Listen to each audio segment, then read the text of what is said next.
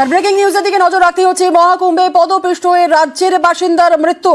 আরো একবার আপনাদের জানাই, মহাকুম্ভে পদপিষ্ট হয়ে রাজ্যের বাসিন্দার মৃত্যু। পশ্চিম মেদিনীপুরের শালবনের বৃদ্ধার মৃত্যু, পদপৃষ্ঠ হয়ে মৃত্যু এবং আহত যেমন অনেক হয়েছেন আমরা খবর পাচ্ছিলাম। আর এই মুহূর্তে যে খবর আমরা পাচ্ছি, পশ্চিম মেদিনীপুরের শালবনের বৃদ্ধার মৃত্যু, মহাকুম্ভে পদপৃষ্ঠ হয়ে মৃত্যু রাজ্যের বাসিন্দা।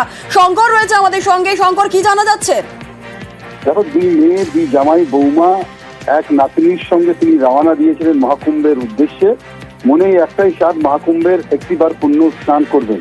তবে সেই স্বাদ পূর্ণ হলো না বৃদ্ধার। পদপিষ্ট হয়ে মৃত্যু হলো পশ্চিম মেদিনীপুর জেলা শালবনী ব্লকের গোদাপিয়া সংলগ্ন কাছারি রোডের এলাকার বাসিন্দা বছর 78 উর্মিলার ভূঁইয়া। উর্মিলা ভূঁইয়ার যে জামাই, তার ছেলে অভিজিৎ যেটা জানিয়েছে যে বাবা সঙ্গে ঠাকুর দিদিমা তারা গেছিলেন কুম্ভের স্নানের জন্য, কিন্তু গতকাল ভোরবেলা 3টে নাগাদ সেখান থেকে ফোন আসে যে দিদিমাকে খুঁজে পাওয়া যাচ্ছে না। এই যখন দিদিমার সঙ্গে তার মাও নাকি ওই পদপিষ্ঠের মধ্যে পড়ে যায়, তবে ওই তার বাবা কোনো রকম তার মাকে বাঁচিয়ে নিতে পারেন, কিন্তু দিদিমাকে এরপরে খুঁজে পাওয়া যাচ্ছিল না। বহু খোঁজার পর তাদেরকে জানানো হয়েছে যে স্থানীয় প্রয়াগরাজের যে মেডিকেল কলেজ রয়েছে, মতিলাল নেহেরু মেডিকেল কলেজ, সেইখানে অনেক দেহ রয়েছে। সেইখানে গিয়ে তারা শনাক্তকরণ করতে পেরেছে যে উর্মিলার ভূঁইয়া পদপিষ্ট হয়ে মৃত্যু হয়েছে বলে।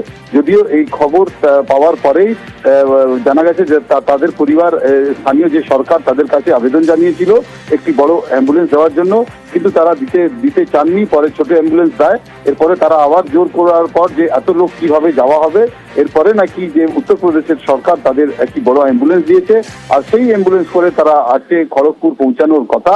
এরপরেই জানা গেছে এই যে পদপিষ্ট ঘটনায় তাদের সঙ্গে যে নাতনি গেছিল তার পায়ে বিরাট চোট পাওয়া গেছে এবং ইতিমধ্যেই তারা রওনা দিয়েছে খড়গপুরের উদ্দেশ্যে। পশ্চিম মেদিনীপুর জেলার পুলিশ ধৃতিমান সরকার জানিয়েছেন যে ওই পরিবারের সঙ্গে কথা হয়েছে, তবে ঠিক কি কারণে তার মৃত্যু হয়েছে তা নিয়ে আমরা তদন্ত করছি।